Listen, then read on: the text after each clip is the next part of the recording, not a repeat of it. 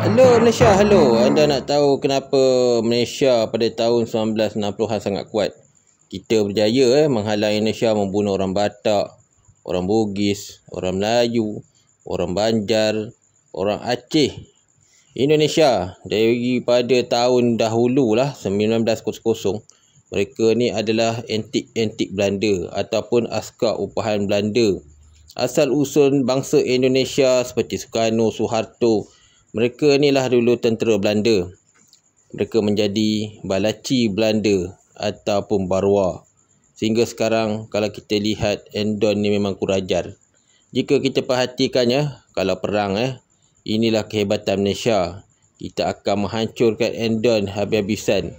Ia telah berlaku dan ia benar. Endon juga telah kalah. Macam inilah nasib Endon. Dengan kekuatan yang kita ada, akal dan fikiran, kesabaran, kita pasti akan menang. Itulah kelebihan Malaysia. Ini pada era konfrontasi, banyak askar Indonesia mati. Sangat kesian sekali. Semasa ditangkap, kebanyakan askar Indonesia menjerit-jerit dan sangat kurang ajar, kata polis-polis kita. Pada masa itu Indonesia tidak sempat untuk bertempur dengan askar, kerana polis Malaysia nasib baik bertemu dengan komando Indonesia. Kebanyakan yang dijumpai komando-komando Indonesia semuanya kurang ajar dan mati selepas dibaling dengan granat.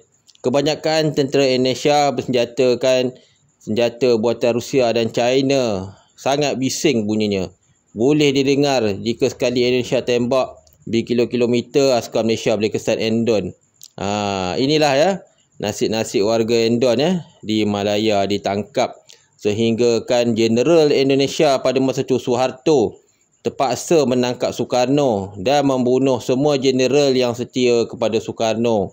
Dengan kejayaan itu, Indonesia diselamatkan daripada dijajah Malaysia untuk berapa tahun akan datang.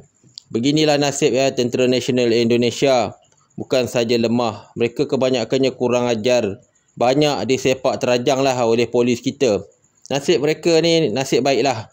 Kalau komando Indonesia ni jumpa dengan tentera ataupun pasukan askar daripada negara Commonwealth, memang matilah akan diseksa. Itulah baiknya polis Malaysia. Pada era konfrontasi, kita telah selamatkan banyak raja-raja di Sumatera, Kalimantan. Itulah jasa kita kepada budaya Nusantara. Indonesia, masyarakatnya terkenal dengan sikap kurang ajar, suka menipu, mencuri bahasa Melayu dan mengklaim budaya lain. Jika kita lihat kenapa Indonesia surrender, Indonesia tidak mampu untuk berperang dan membayar hutang senjata kepada Rusia dan juga China. Dan akhirnya pada tahun 1967, Indonesia telah menghantar rombongan di Bangkok untuk meminta surrender. Pada masa tahun 1967, Soekarno telah dijatuhkan dengan jasa baik CIA dan juga pasukan Perisik Malaysia. Pertukaran kerajaan Indonesia daripada komunis ke republik telah berjaya dilaksanakan. Kehebatan Malaysia pada masa itu telah menyebabkan ramai rakyat Indonesia berasa sedih dan membunuh diri. Pada tahun 1960-an, anda boleh lihatlah betapa susahnya nasib bangsa Indonesia. Anda bayangkan pada tahun 1950, mereka seperti Malaya pada tahun 1800, hampir separuh abad. Okey guys, dari segi ketenteraan, Indonesia memang ramai, tetapi mereka tidak mampu berperang dalam jangka masa yang lama. Walaupun mereka mempunyai askar yang ramai, askar mereka penakut. Walaupun mereka mempunyai senjata yang banyak, tapi senjata mereka tidak berfungsi apabila Malaysia datang. Itulah kelebihan Malaysia. Jika anda lihat ranking Indonesia, tidak dapat menjamin Indonesia menang.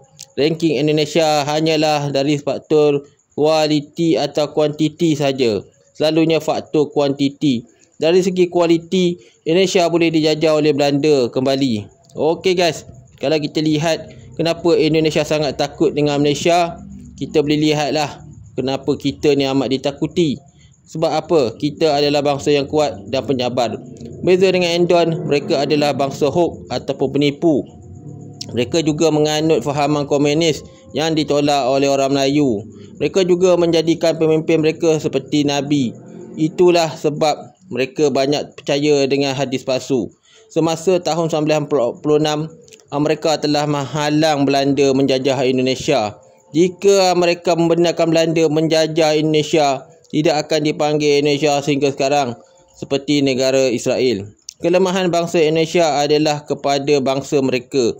Bangsa mereka sangat lemah, IQ rendah dan juga suka dikawal seperti beruk-beruk di dalam hutan. Jika kita kaji balik kenapa Indonesia amat takut berperang dengan Malaysia, mereka tidak ada keupayaan untuk perang.